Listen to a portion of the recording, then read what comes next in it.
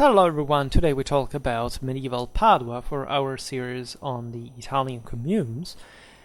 We are in the Veneto region, right? You could say the Venetian one if it wasn't for the fact that, it takes the name not much from Venice, but, from the ancient peoples that, in fact, did found apparently or inhabited largely and identified with Padua in ancient times.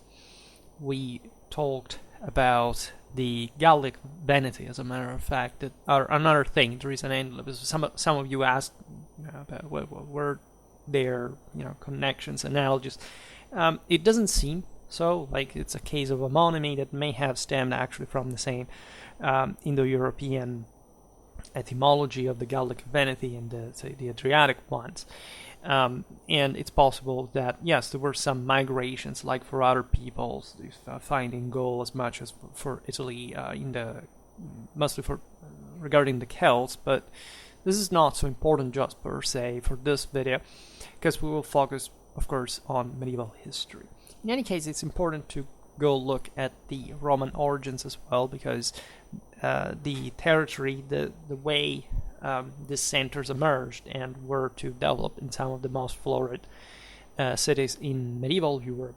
One of the greatest Renaissance centers, etc., is actually very, very important, especially in the case of Padua, with its famous university and libraries, and sense of also early medieval, early modern in European, excellency in many ways, and still actually to this day, if you look at the Studium. So the legend goes that Padua was founded in 1185 BC by a group of Veneti, right, coming according to the same legend, either from Illyria or Asia Minor. That's the motive of the sort of sea peoples, the sense of Indo-European migration, moving by sea, and the founder would have been Antenor, the leader of this group, which founded Padua, a prince that survived essentially the destruction of Troy, and whose hypothetical tomb would have been located, would still be in the square of the same name within the modern city of Padua. Regardless of the aspects of pure fantasy, right, prehistoric settlements have surely been ascertained by archaeology as early as the 11th, 10th century BC. And of course, these topographically correspond to today's center of Padua. As we've seen, it's rare to see otherwise, but yes, there are some centers. We've seen it for Siena, for example. Some of these communes actually rose, mostly in the location from which the medieval commune would have sprung, eventually within in that case of Siena, not within the ancient settlement. That didn't even have to be a Roman city of great importance, telling the truth. So Padua represented, in the first millennium BC, one of the main centers of Paleo-Venetian culture, right? The city arose on the banks of the Brenta River, that at the time was known in Latin as Medoacus Maior, and that changed its course, as we will see likely in 589, and in fact, in antiquity, instead flowed in the riverbed of today's Bacchiglione River, that at the time was called Medoacus Minor. We will see other Venetian Veneto communes. We've seen Verona. You understand how important, of course, the connection with Padua is, because at the height of Guelph-Ghibelline struggle, these were like cats and dogs in many ways. There is a video made also on Friuli, which sort of tells a bit. We'll make Treviso and others, because this is somehow an overlooked region, I would say, especially in medieval times, because it was less developed than Lombardy, right? So it's a bit like the little brother further east that takes sort of less consideration, obviously because Lombardy was more important.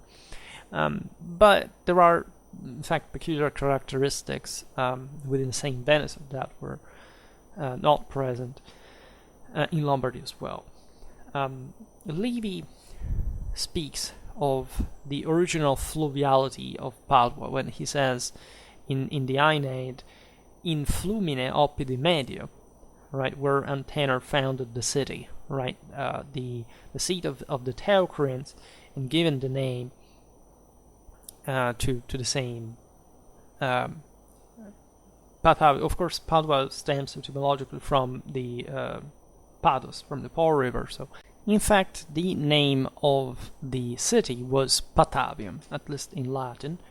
The Patavi were the Batavians, in fact, the Paduans, and the story of the city is fascinating in many ways. We can't quite digress on it for ancient times, but notoriously was this sort of amphibious character of the city during the raid carried out famously by the Spartan Cleonymus, that was, however, repelled by the valiant ancient Paduans in 302 BC, right, following a sort of naval battle on the Brenta slash Medoacus River, right. On this occasion, the Spartans, after having docked their ships at the mouth of the Brenta River, initially succeeded in their aim of plunder, taking the inhabitants of Padua by surprise. But then the Paduans, having reorganized themselves, drove the Hellenic invaders back into the sea, inflicting serious losses on them, right? So you have 302 BC is, okay, it's not really the peak of, let's say, Hellenic classical warfare, but Sparta was still a relevant power to be crushed by these Venetians. And in fact, only a fifth of the Hellenic fleet managed to save themselves by taking to the sea from the Mediterranean.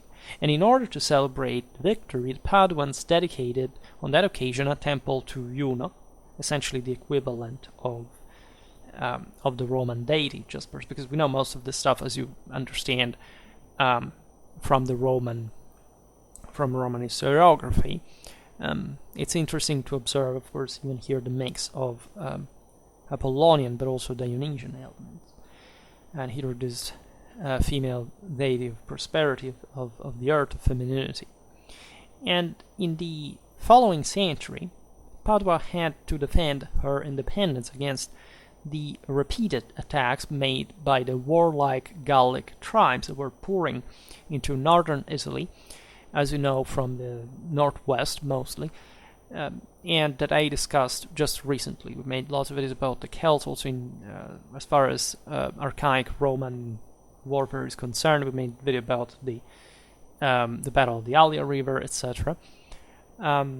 And you know as well that the Veneti were one of those peoples that, albeit surely receiving an important influence from the Gauls and being, I mean, just historically not that as an Indo-European populace. We don't know exactly whether they were Italics or Illyrians or a mix, more likely, but they were all pretty close to places like Alstadt and Latene from the other side. So this is, as we've seen, the foundation in the same centuries in which the Italics were migrating, right? The chronology, if you look at the Legion, is eloquent, right? So those were all Indo-Europeans and that had not yet distinguished, as they had not fully migrated to become the various branches that eventually ruled over the respective regions. In any case, this success against the Gauls is a testament still to the prowess of the Paduans at the time. It was an important city, right?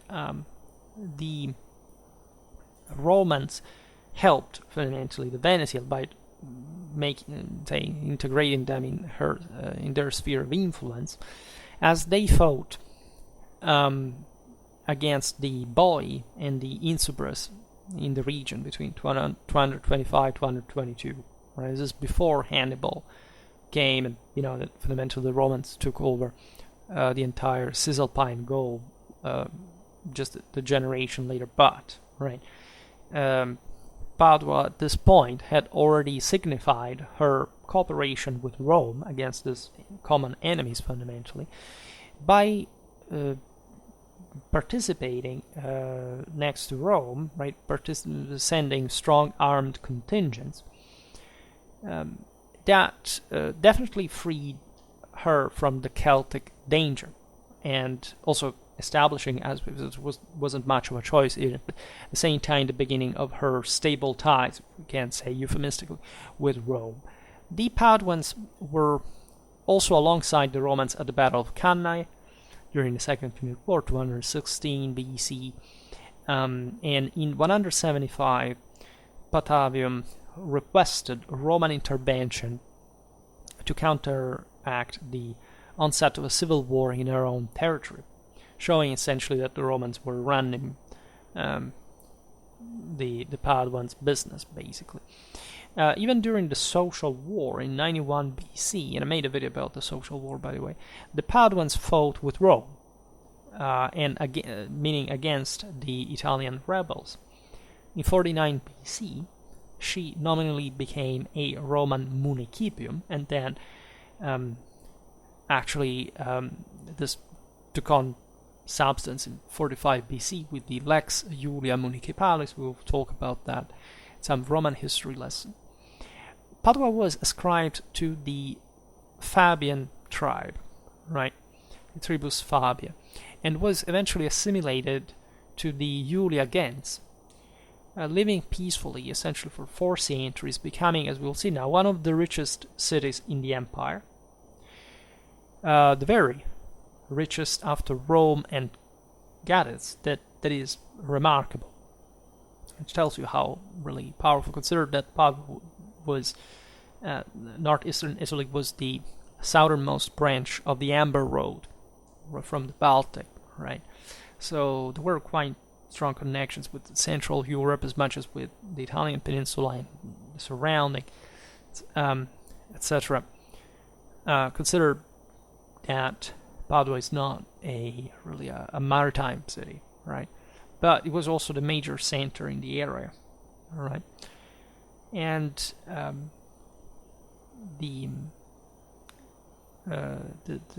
among other things, by the way, the Paduans were famous for horse breeding. They had an interesting cavalry. We have seen it recently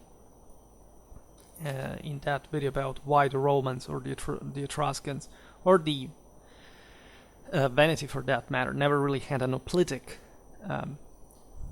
phase in their warfare. And so there is the famous Situla della Certosa. This is it's a Venetian, plausibly,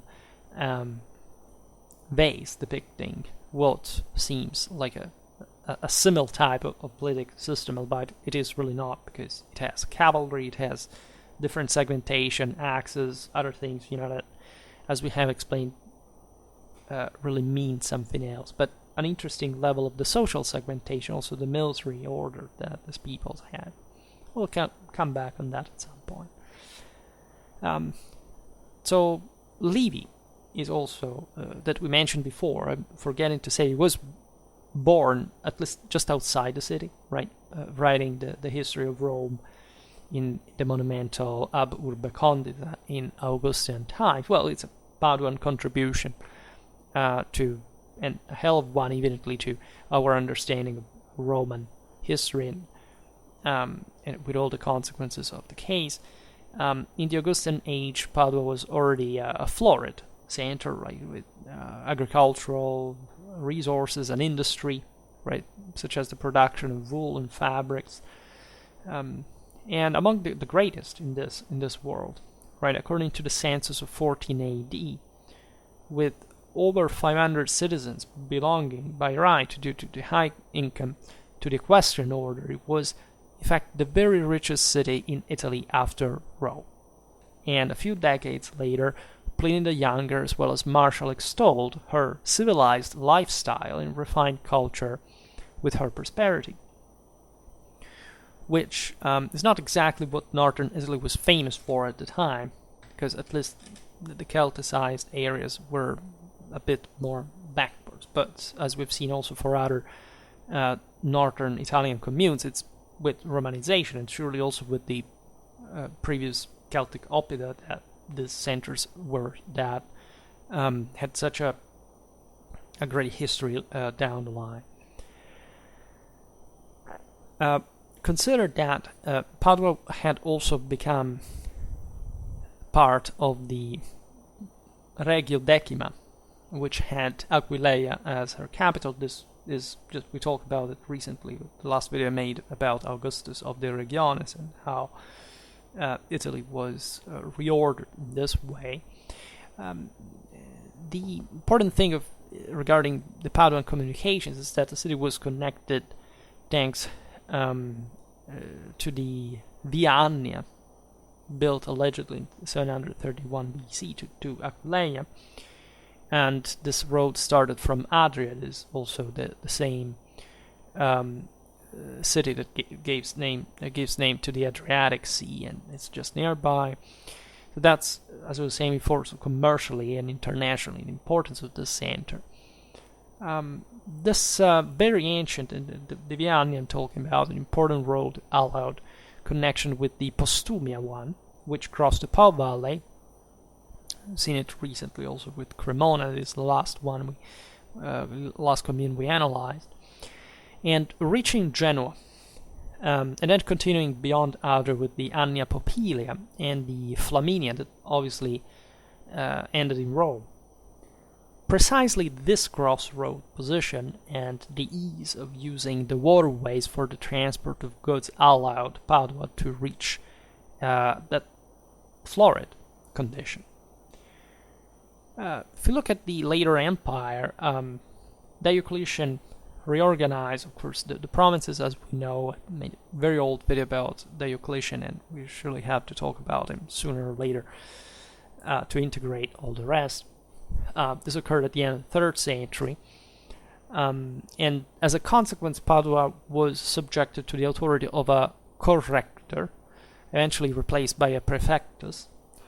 That essentially the state was tightening control on the various, especially in these major cities, because there was a generalized crisis, but exactly for this reason, the empire needed some sort of more hardcore, say, structure, right, and institutional control.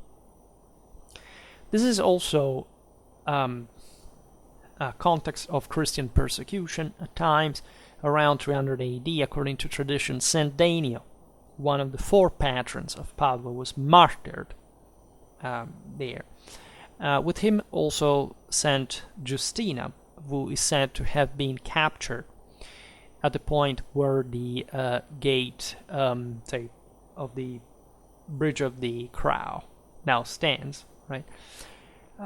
So the whole area south of Padua, from what is called Prato della Valle to Caput Silve, it is today's Consilvana Road, but above all, the Puteus Vitaliani, Pozzovigiani, was the meeting area of the first Christians, led by Saint Pius Docimus, in fact regarded as the first bishop of Padua, as much as her patron.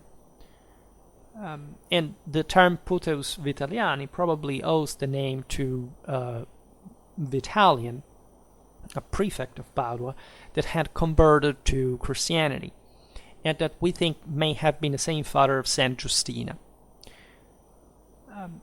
At the beginning of the 5th century, a Prefectus Sarmatarum Gentilem was placed in Padua. This is interesting as far as our mini-series on the Alans, in the way that was actually about Gaul, but we talk about the Sarmatians a bit more at large, and we will come to them also as far as Britain, as Germany, as Italy is concerned, and of course the Iberian Peninsula as well, even North Africa, because they had really a hell of an impact on the traditional chivalric, say, revival of those times. This was, of course, a people coming from the Iranian steppes, and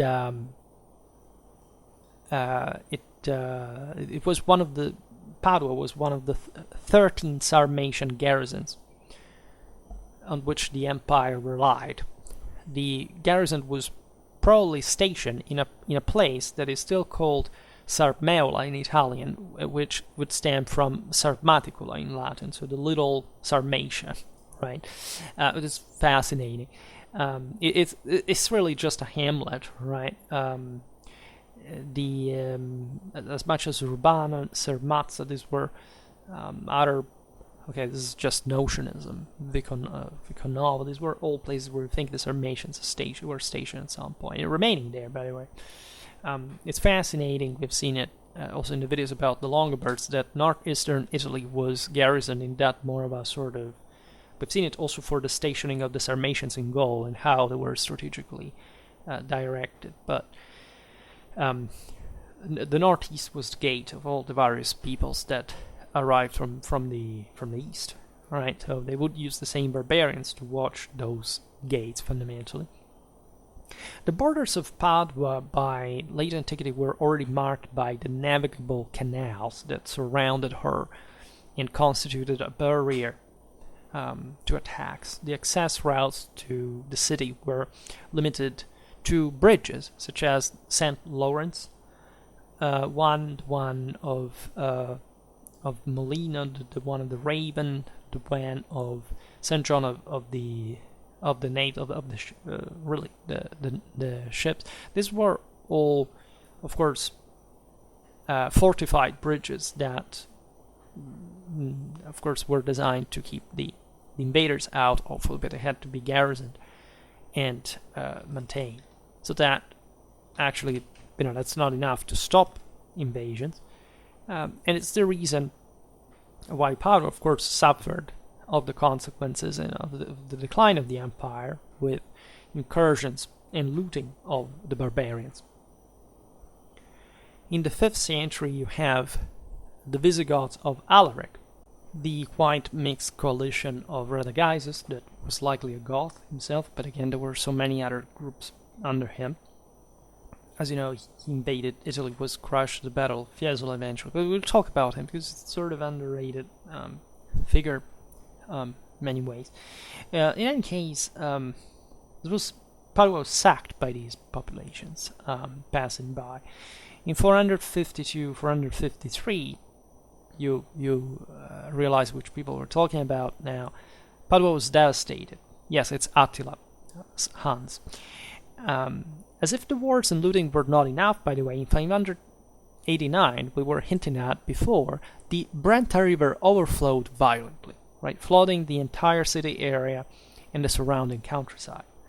And this, not sure whether it was really due to some sort of collapse in Roman canals and irrigation systems, or just some pretty bad weather, but let's say it's an alluvial plain, all right, something fundamentally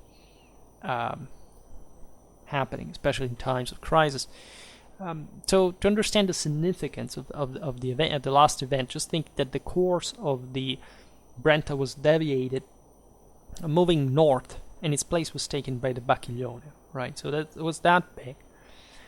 Padua was subjugated by Theodoric's Ostrogoths, 493, so integrated in the Kingdom of Italy that was established at that point. From 535 to 553, the war raged between Constantinople and the Goths, so that it was stabilized within the Kingdom of Italy. A fairly positive time if it hadn't been, horrifyingly terminated by the war 535-53 between Constantinople and the Goths. The Franks also participated into the thing, especially in northern Italy. In fact, Padua went back and forth. It passed first in the hands of the Byzantines. That was Totilas coming back, right? Padua was retaken by Narses. So everything was pretty messed up, and the city was eventually invested by the Longobards, right? That, however, were fighting against her as it had remained a Byzantine avampost, right? So that Padua was razed in 601 by the Longobard king Agilulf, who, according to local tradition, penetrated the Paduan defenses from the current Bridge of Death in front of the Rudena street that is in ruin. But this is an important step further because it's an area that fundamentally passed in Longobard hands, just facing the lagoons that, as you know, remained Byzantine, right? Not even Charlemagne could say his son died in the enterprise, by the way, could storm what had become Venice. But this had not really been born yet, and the Paduans contributed in a sense to that too. Because this other town in the Paduan area, Monselice, resisted for a few months before also capitulating to the Longobards. These were permanent acquisitions in the kingdom, so that some inhabitants from Padua first took refuge in Monselice, while others fled directly towards the lagoon, following the course of the Brenta River and settling on some islands which would later form the very Rialto area in Venice, right, so the very center of the Republic later on. In any case, Padua survived, right, in spite of this turbulent time. It especially began to develop towards the end of the Longobard era and beyond. For a long time, the administrative and ecclesiastical order of the city remained somehow shattered by the migration era, right? The municipal headquarters, for this reason, were located in Monselice, right? While the diocese was probably also transferred for some time to the lagoon, where a good part of its population had taken refuge until Carolingian times, when it was brought back to Padua. So, of course, having been a Byzantine outpost, it had been treated harshly by the Longobards, but this is somehow an exception because, after all, it's not the Longobards had a reason to interfere more than much. It was an area that was just historically developing less than Lombardy for other reasons, but still within the kingdom, which is very important. And of course, the frontier areas were a bit also the least advantaged by the situation. But overall, Padua again survived and even had its diocese back. Or maybe it never moved, we don't really know, but that indicator is of course important because bishops at this point are a bit like the heart and soul of the city as such, right? So for the others, as we often see. Charlemagne, then Lothair, and Louis II were generous with benefits and privileges to the Paduan clergy in the same city, right? The objective was to reinforce, of course, the kingdom in the area. Charlemagne allowed the Bishop Tricide to build the first cathedral in the city. From this period onwards, the Benedictine monks also begin to consolidate their presence in the area, right? Of course, monks had existed, and it was an era of, as we've seen, old Christianization. But again, the consolidation of a monastic net is something that takes a bit more time. In fact, there were monasteries founded at this point, which dedicated themselves to reclamation and canalization of a large part of the Paduan territory between the Adige and the Brenta rivers, right? Then going up to the Pede Mountain, right? So this is fascinating because there is a mountain background. It's not that close actually, but the Prealps do start not that far north.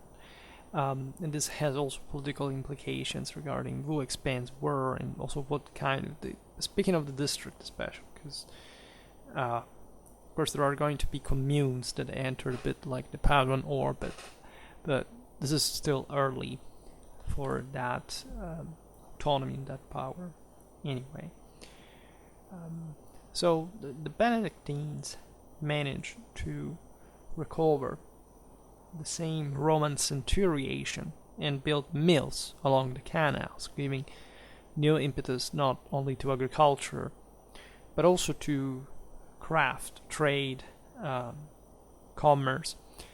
So this revival led also to the gradual re-urbanization of Padua. But trouble is not over, because in 899, after the collapse of the Carolingian Empire, the city is raided by the Magyars, who also set fire to the cathedral and, painfully enough, to the archives of Saint Justina, which would have rendered us, had they survived, for probably a lot of information about the area. Like, unfortunately, a few can from those times. In the meantime, the territory had been firmly recognized, of course, as part of this broader Carolingian, say post-Carolingian at this point, reality within the Holy Roman Empire, and more specifically within the Mark of Verona. We have seen this. We didn't talk about the Mark just per se. We saw Verona, of course, but yeah, this Mark was huge. Actually, it was initially, say, from 951, controlled by the very Duchy of Bavaria. Right, Bavaria technically encompassed at this point administratively the entire, like, an enormous area that included what would become Austria later on in the east, and the southeast of Germany, and the same northeastern Italy. So it was a massive thing.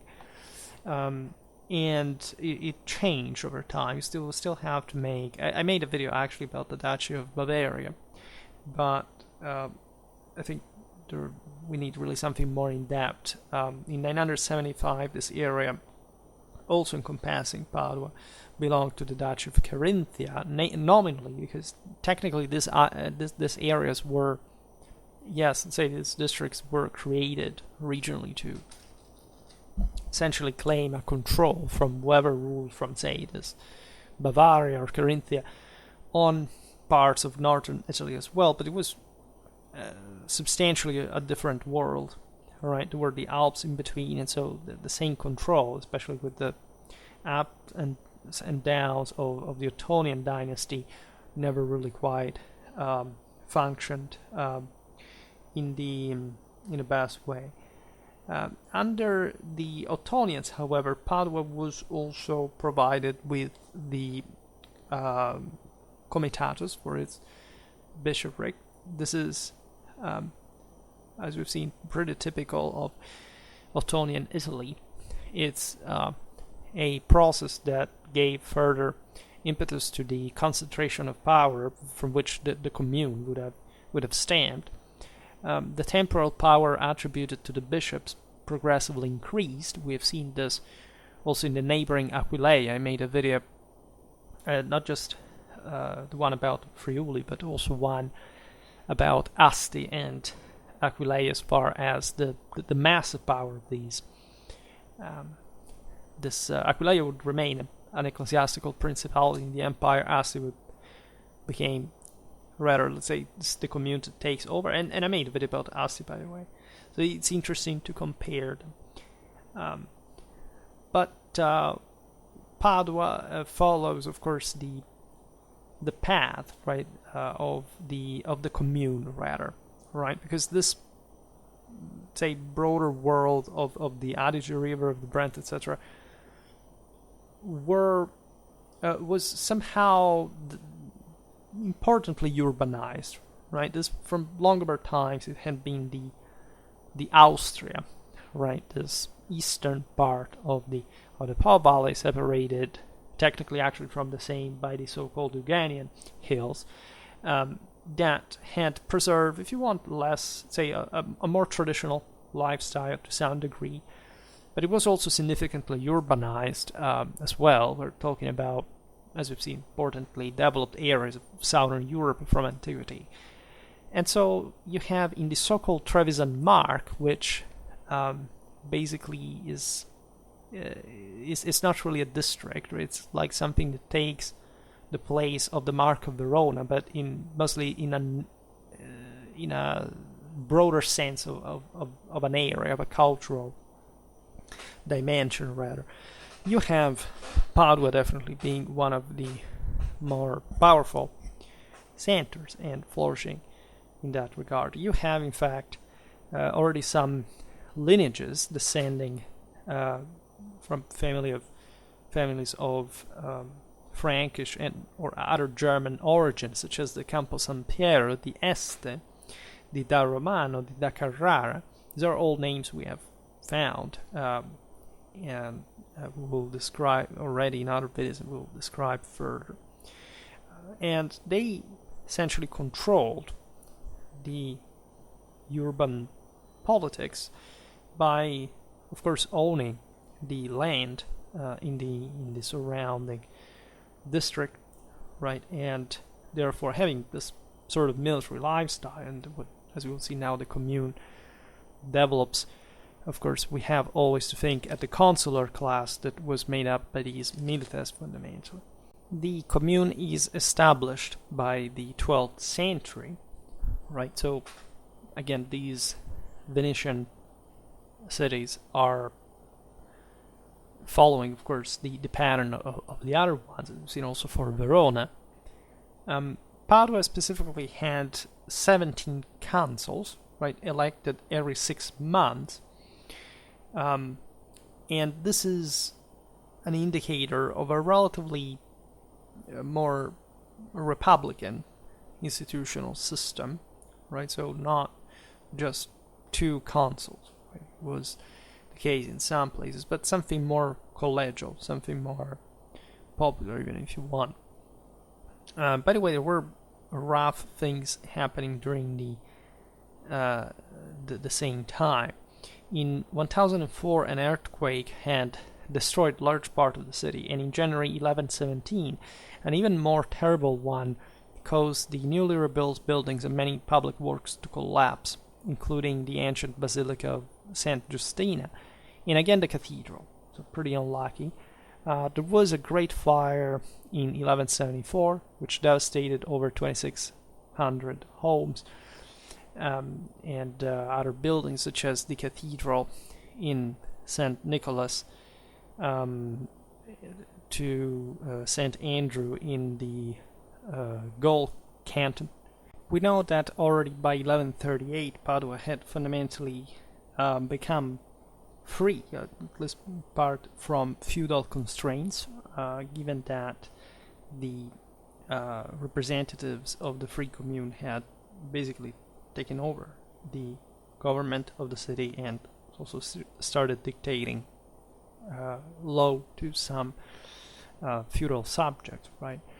So in 1164, Padua also took part in the Veronese League against Frederick Barbarossa, by the way. In fact, in the same year, the city was the first to expel the imperial vicar among the cities of northern Italy and to promote the so-called Veronese League herself, together with Verona, Vicenza, and Treviso. These are basically the 4 communes of the Trevisan Mark against Barbarossa. And from 1168, at the Council of Lodi, to 1183, the Peace of Constance, Padua also joined the Lombard League. You know, the Veronese one predated the Lombard, right? And we've seen it well in the video about Verona, right? Because the Adige/Etsch Valley was the one of the Brenner Pass. So for the emperor, it was incredibly important to reach Italy and, say, in the Roman expedition beyond. And the Veronese had managed fundamentally to block the valley, at least. And so Frederick passed at some point through Lombardy rather, and so this is interesting as far as we'll have to make a video about the passes, right, of into Italy, because historically they had sort of different stories that were created. Some were created earlier and or had fallen into disuse, or at least for the main routes of invasion, etc. And there were also these defensive systems that mostly cooperated in Holy Roman Imperial times, at least when they were interested specifically in it. So in the following years, that are the ones which in fact the Italians are freed largely from the imperial pressure and can dedicate themselves to mutual, say, subjugation. So also all these resources bringing to a Paduan expansion in importance, in dominions. There was, of course, a constant struggle with the other communes, and the large families, including that of the Ezzolini da Onara. The picture was pretty typical, right? These were expeditions carried out by the commune against either single lineages or rebels, certain even rural communes or the larger communes, right, of the next city district. And they were mostly about raiding warfare, right? But occasionally they gave life to actual pitched battles, engagements, etc. And northeastern Italy is not overwhelmingly documented, at least compared to Lombardy, Tuscany, etc., that we know really a lot about. But it's still and fully in the typical sort of Italian communal guise of warfare, right? And Padua was a substantially advanced center as well, so as I was recalling, even though there were different levels of development across various regions, the single communes were pretty strong but also homogeneous bodies with one another. They all essentially had a parallel political institutional development, as we'll see now. There was a fierce rivalry between the various communes, especially the neighbor ones. In the context of the decline of imperial power, the life of the commune, which had already built its center in the imposing Hall of Reason, you can visit, is one of the most monumental landmarks of Padua, developed on a political and sort of prosperity level. By the end of the 12th century, the Paduans bring in a podestà that was called at that point to appease the opposing factions that would take the name of the Guelphs and the Ghibellines. The point being that the militias were closing they were locking the admission into their knightly ranks, and this was seeing the group, the rest of the populace that was not literally the commoners just per se. They were still the citizenry body that, let's remember it, in the Italian tradition was of freemen in arms, and such were even considered noblemen in their own regard, according to the ancient Roman and or Germanic sort of mentality. And in parallel with this, so talking about considerable elites, especially, yes, the merchants, but we're talking about not just sort of bourgeois sort of coalitions like in the Flemish communes. We're talking about proper lineages, right? That were, of course, provided with their own knightly equivalent and so on. And you see, of course, in the same years, and the ones of quite difficult succession of Frederick II, the struggle between the Guelphs and the Ghibellines taking place. And especially for a land, as we will see, that would be sort of influenced from Germany, and would bring even to actual direct German seigneury at a point in the 14th century, though. So, in spite of these clashes that were, however, in fact, contributing themselves in the development of sort of a statal profile, during the 13th century the city grew into a very really flourishing industrial center, mostly the wool and silk processing. And also from a demographic point of view, you see the rapid expansion outside, even outside the new walls, right, that were built between 1195 1210. The point was building new rings compared to the ancient ones, because you had all these suburbs of the people who came from the outside, from the countryside, essentially, to work for the citizens in the city. And at some point you had to protect the suburbs, because otherwise the enemies could launch raids just into them, and it would always be, but at some point you had even, I don't know, 3 rings additionally to the ancient one in some cases.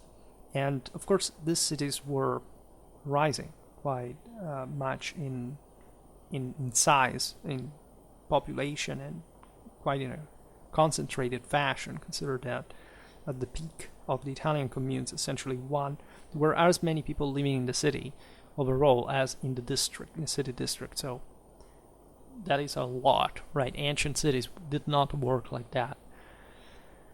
The famous Paduan University was established in 1222. We talked about the various, affiliations from other cities in the videos about medieval law, and the Paduan Studium became immediately very prestigious. The commune expanded through its popular, sentiment, through wars, effective anti-feudal legislation. There was a legitimate fear the commune could be sort of hijacked by the most powerful families. The communal jurisdiction over the countryside, the Paduans managed at some point to extend their control even on the nearby commune of Vicenza, by the way, as well as Feltre and Bassano. We're talking about the Alps there. So this was quite a display of Paduan force and development. Saint Anthony died in Padua in 1213, and in his honor the Paduans built this grandiose basilica. This is where he had, the guy had preached there, and so he was also a very prestigious figure. We'll talk about him at some point. More famously, even between 1303 and 1305, Giotto painted in Padua the famous Scrovegni Chapel, right? An invaluable pictorial treasure, to say the least. I uploaded the pictures in here. The Paduan prosperity and its relatively tumultuous government, constituted, as we've seen, a more republican sense, brought the city to succumb at some point in political crisis to the violence of Ezzelino III da Roman. We are in 1237.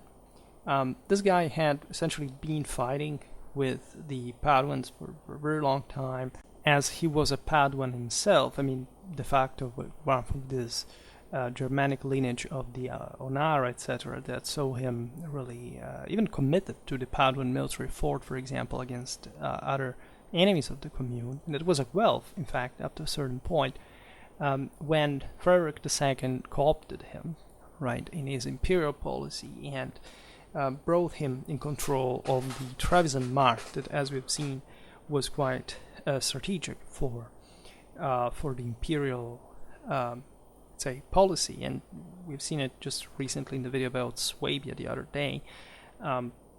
The important for Frederick, especially at that point, it's the same year, by the way, of the Edictum in Favorem Principum, when basically he was selling out his the imperial rights in Germany to build a sort of super state across the Alps, right, with Swabia, Bavaria, Austria especially, and then giving to this loyal guy who was elevated to a much greater status than before, even though he was still very important, but as a lord of multiple cities, which was definitely a novelty in Italy, because these signories were emerging right over different cities, but they were still short-lived by a degree, and of course the Guelph Paduans represented an enemy for his now Ghibelline policy, and so he was said to have massacred over 10,000 of them in a single day.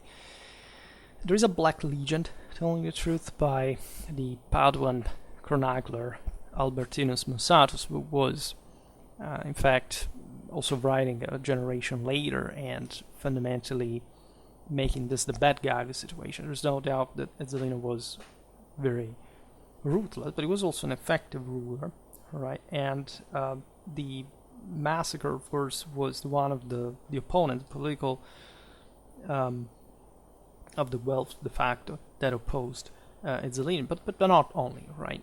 And in fact, the Ezzolinian tyranny lasted for about 20 years, right? The Guelph party only managing to essentially coming back into the city thanks to the League, sort of crusade, like waged against Ezzelino, hence also part of the Black Legion by Pope Alexander IV, with also a substantial Venetian contribution, by the way, in 1256. The Venetian contribution is important because Venice was not interested in what was going on in the hinterland. The Italian hinterland was just projected towards their sea issues. But let's say having just a powerful state forming just next door, right, and being their important salt mines, right, this would be an important deal also later on for the Venetians to step on land and establishing a terra firma and taking over Padua itself. Was a big deal, right? So the Paduans managed to retake effectively control of the city under a Guelph party, which is the expression of the city after the exiles have come back. Then you have continuous struggles, though, throughout the era, right? The commune had to sustain at this point the territorial aspirations of the Della Scala, lords of Verona. In fact, when Henry VII, king of the Romans, entered Italy at the beginning of the 14th century, Vicenza, that as we have seen was another commune under Padua in the north, was stripped from the Paduans and given to the Ghibelline della Scala by the sovereign. This created a big problem because the Verona was actually a bigger city than Padua. Padua had been fielding more troops, right? It was a more combative power initially. Part of the reason being that it was playing the normal card of the citizenry, right? So the sense that the Guelphs were maintaining more like the order of the people and not, as we've seen with Ezzelino, that had left that sort of very negative image, say memory, accordingly, centralizing under a single ruler. The La Scala had also emerged from relatively humble origins in the city, from textile industry specifically, but they had soon risen to, instead of what would have been called tyranny, right, a seigneury that tended to, let's say, concentrate power, especially hiring mercenaries and trying to keep the population a bit more distant from other issues. There had been intense wars, yes, but at this point Verona was not considered so dangerous, right, by the Paduans until Henry VII arrived, right? And the wars between Can Grande della Scala and Padua that I discussed in the video about medieval Verona, and also in the one about the Visconti di Scaliger dynasties and the commanders of fortune, let's say, are one of the most interesting chapters in late communal Italy, because they represent really a massive struggle between two communes who were to knock out each other. And Can Grande prevailed because of his enormous courage. He was basically the most courageous commander of the time, leading literally cavalry charges 30 to 1, say 1 to 30 in that case from his side, and even making to stun the enemy and to attack them from the rear, doing things that make massive Paduan armies collapse. Mussatus, the same author above, that was Paduan and Guelph, and that didn't like much what had happened, because he had suffered there the scaligere issue. He had even thrown himself actually out of from the ramparts of Vicenza, if I'm not wrong, while the scaligere garrison was counter attacking. He had broken his arm, and Cangrande had even taken these Paduans prisoners, but had treated them very well, because he wanted essentially to show the Paduans that it would have been better, would have been a better idea to simply subjugate oneself to him, as opposed to continue the struggle that was carried out, by the way, with immense armies. Like the Paduans put together alone something like 20,000-30,000 men. Incredible, right? This tells you how wealthy these cities were at the time, but causing disasters, right? Having problems in crossing the rivers, etc., which apparently was caused by this sort of paralyzing republicanism of the Paduan establishment that didn't quite have enough of a unitary decision making like the Scaligere Signory. It was much poorer, but managed to defeat this much greater opponent in the end. And unfortunately for other, like, differently from other theaters like Lombardy and Tuscany, we do not have a major pitched battle ensuing from these wars, but the effort is enormous, and some engagements were substantially large. And so at some point we can come back on this. In any case, what these wars trigger in Padua is a deep crisis, right? That will bring to the rise of the signory within the same city, finally. And it was precisely from such needs of external defense that the da Carrara family, with James I, Captain General of the Prince and Prince of the People, right, took the opportunity in 1318 to assert their lordship over the city. In 1328, the city was conquered, however, finally by Cangrande, who also made massive hydraulic works to deprive Padua of water. There was a massive military engineering capacity at play here, and Padua collapsed fundamentally. It became thus part of the immense territory of the Scaligere lordship that stretched from, in fact, northeastern Italy to Tuscany, and albeit with some, say, autonomy. Essentially, the Paduans were exhausted, right? What happens in this period is that all these expeditions made the citizens say, look, we don't want to fight anymore. For the community, it's better if a strong man arrives and he takes care of the situation for us. However, the cities did maintain, in spite of the vexations and the exactions, some sort of autonomy, and especially it was difficult to simply rule over the Paduan citizenry there. Gradually, however, this process occurred. Also, say, while the Veronese lordship collapsed at some point because the Venetians and the Florentines allied themselves at the beginning of the 14th century, and they shattered the entire system by fighting, also in Padua, by the way, there is all a history there of the war. It's fascinating, the affirmation of true condottieri in a way, right?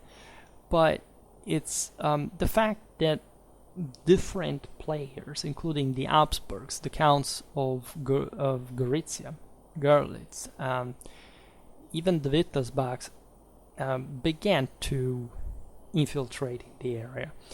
And the Della Scala were technically the most faithful Ghibellines, imperial vikers even, in Italy, after the Visconti, or at least au pair with them, except they were in the situation for which they wanted, of course, the land for themselves. The same empire was torn apart. Think about Marsilius, that supported, of course, the prerogatives of Ludwig the Bavarian.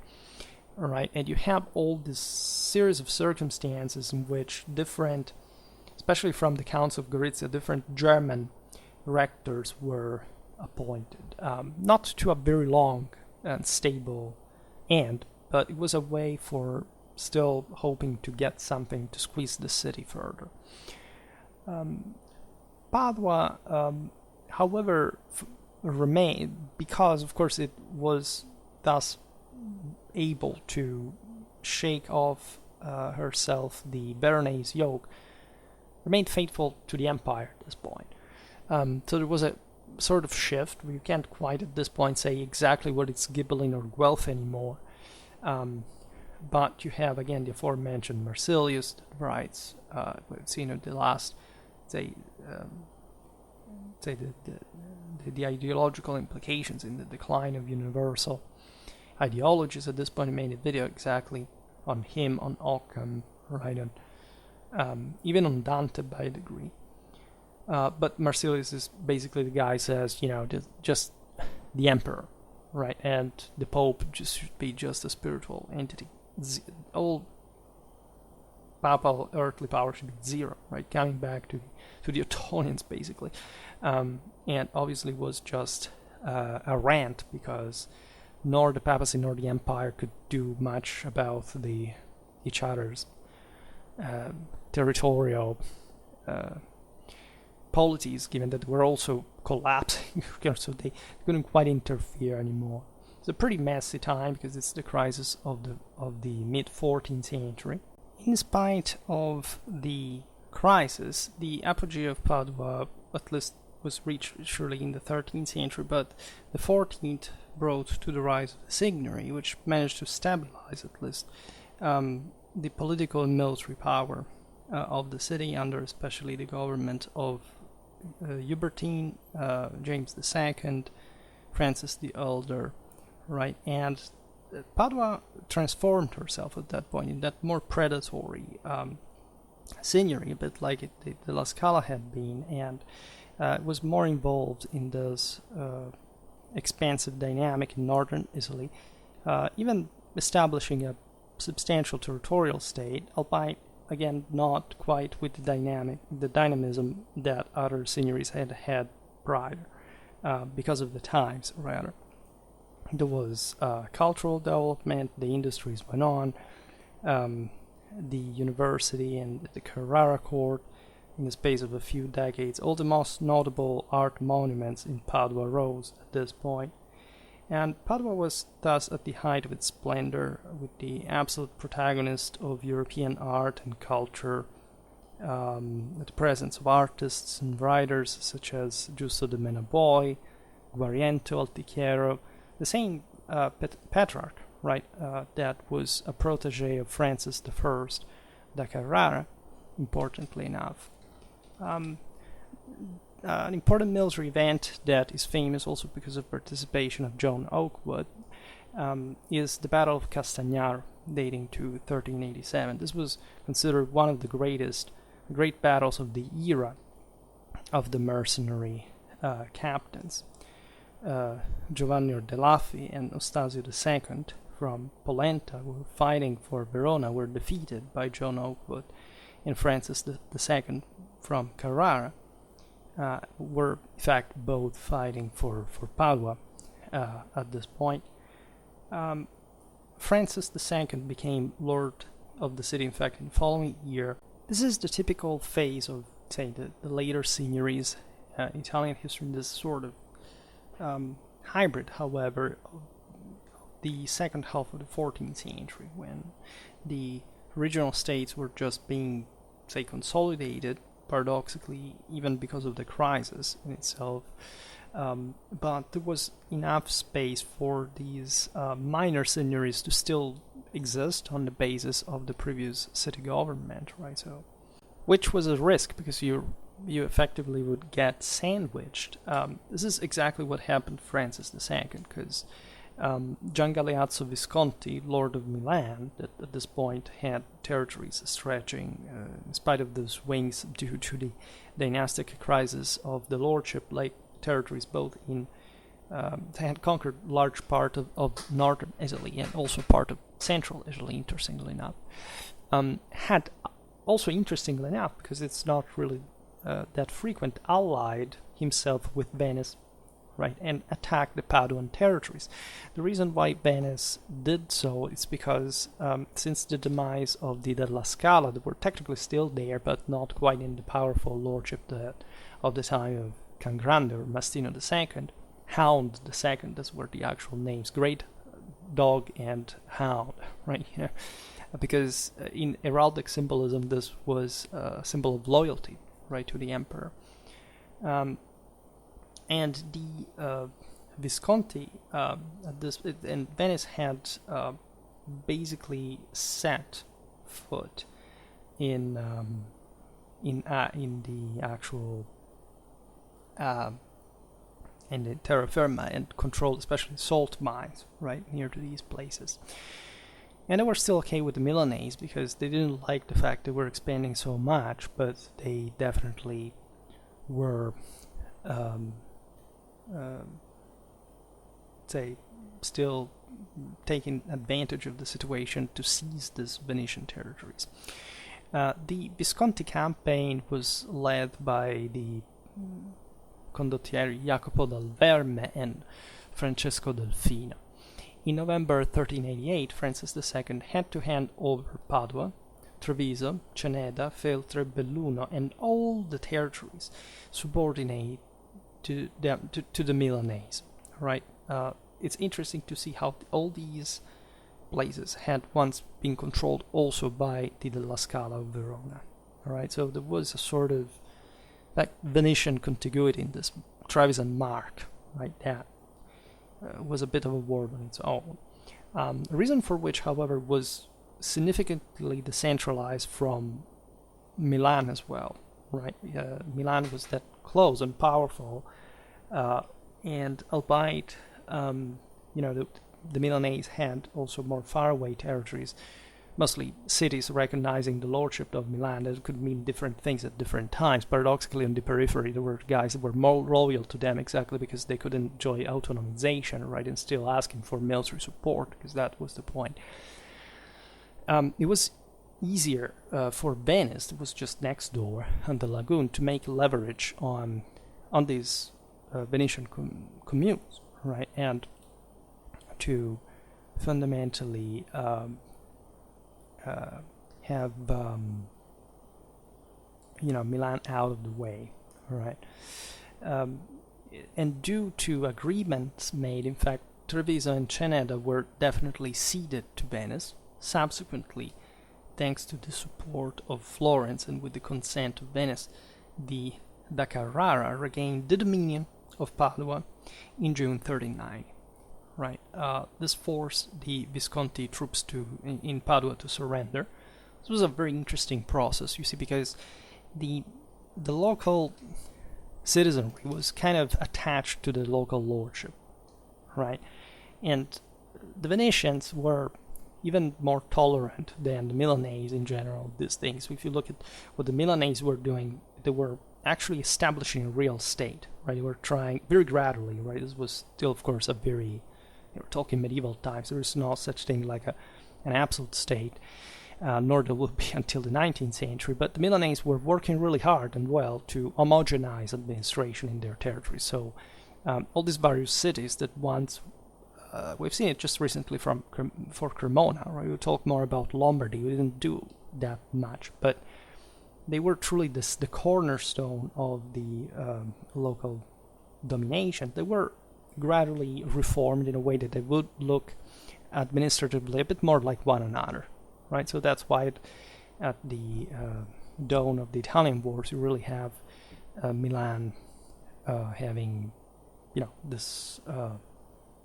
substantial landmass that was more cohesive than others.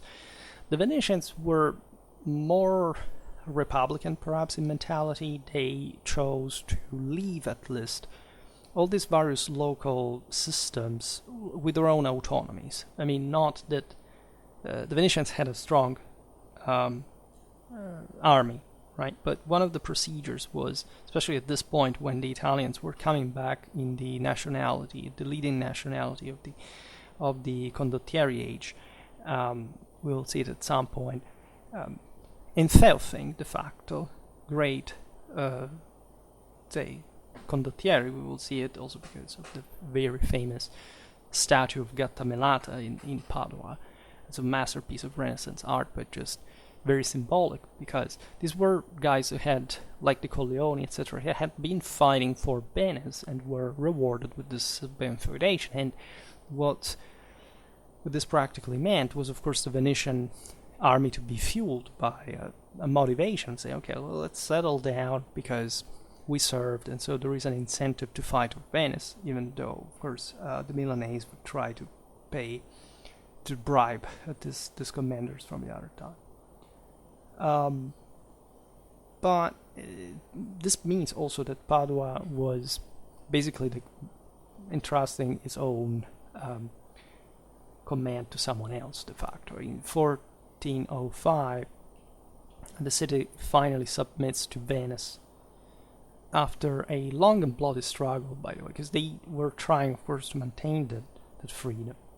And this is the so-called devotion of Padua to Venice, so-called, when the last da Carrara prisoners were actually killed by strangulation while they are in the Piombi, the infamous Venetian prisons, and the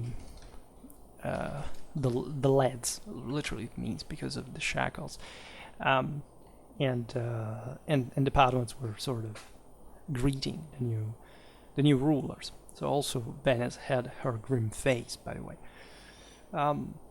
Now there is, as we've seen, a lot of waterways around Padua. We've mentioned it since ancient times, even in warfare at the time of Can Grande. And the say, if you look at medieval Carrara, both during the communal and the seigneurial times, you know that they dug a lot of hydraulic works in the district, right? There is the Canal Battle, the Piovego, the Brentella ones, and under the Venetian domination, Padua, which had now ceased with the loss of independence all her political function, drew from, after all, effective administrative systems the reasons for further growing and economic prosperity. We were saying before, the studium of Padua would remain one of the most important in Europe to this day, and so even during the modern age, Padua was really one of the most learned places. The Petrarch had left his library to them, just saying that, right, in a time in which these libraries were a true fortune. Nobody had ever collected them to that extent. You have a great philological school, right? But there is also an economic activity that keeps the city alive. Of course, the commercial routes that Venice had opened, also with Bavaria, that, as we've seen, was closed. Let's say the German world was nearby, and there were these important Central European routes intensifying, especially during the 14th and 15th century.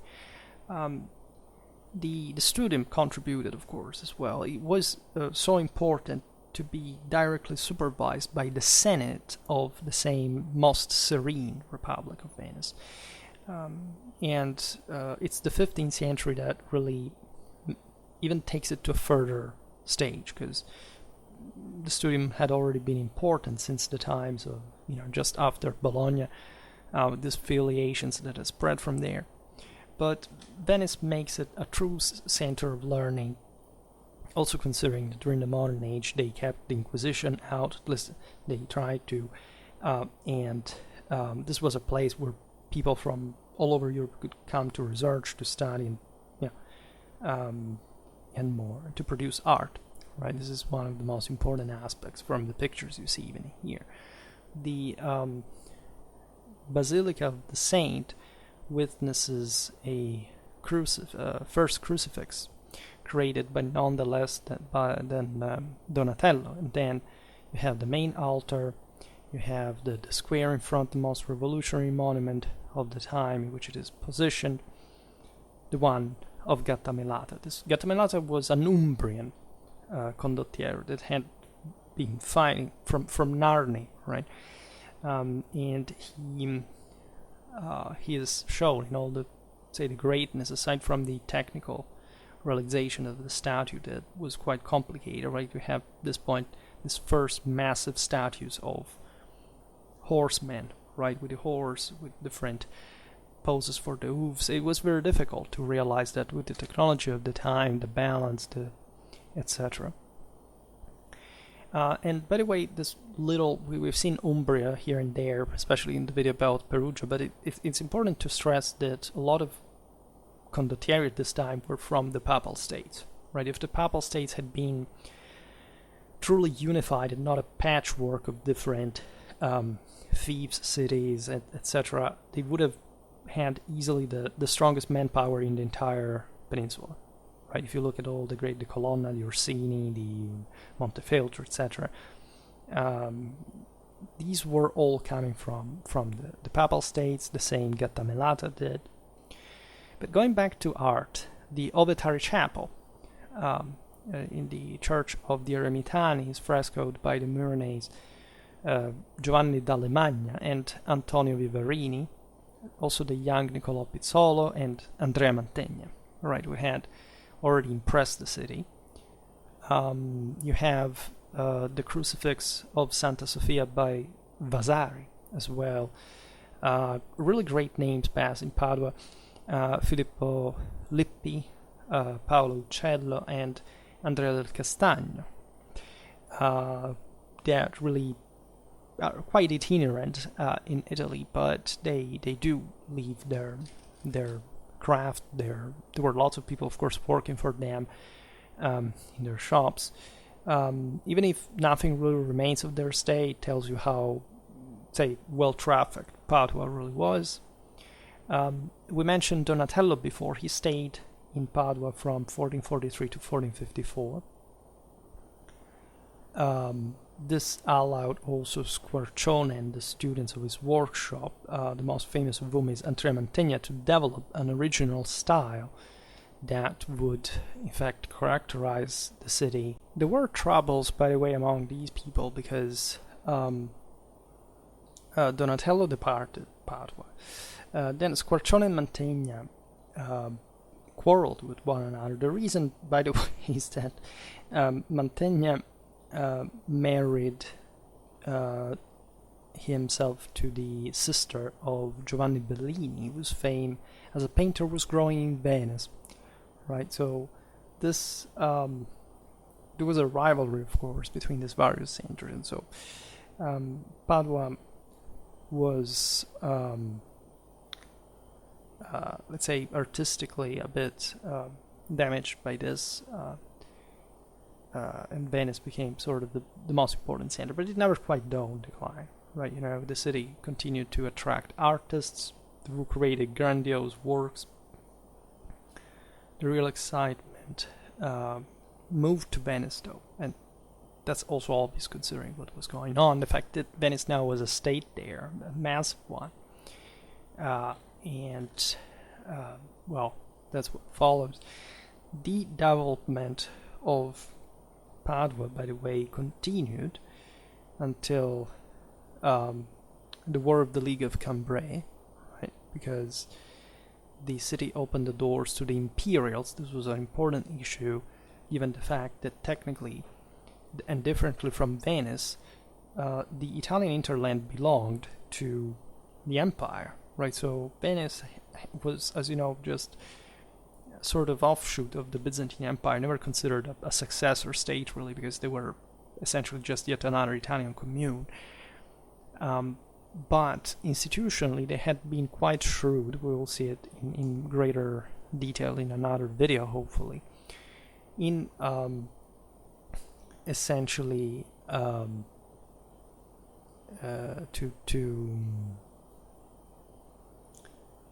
maintain practically this territory, at least to conquer it, to strip it from the Holy Roman Empire that up to this point, in fact, was also not very active, right? In the later Middle Ages, as we've seen, there had been a contraction of major universal powers. But there was always this sort of unresolved issue that was technically an imperial land that was now conquered by a non-subject of the empire, Venice. The imperials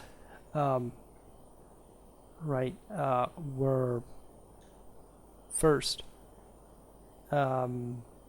being accepted by Padua, then expelled once again, and this would later contribute to the recovery of Venice with her victorious resistance to the siege posed by Maximilian I from August to October of the same year. So you have a bit of back and forth, but this is already modern history yet that I thought to refer to because of the issue between the empire and Venice that were two different things.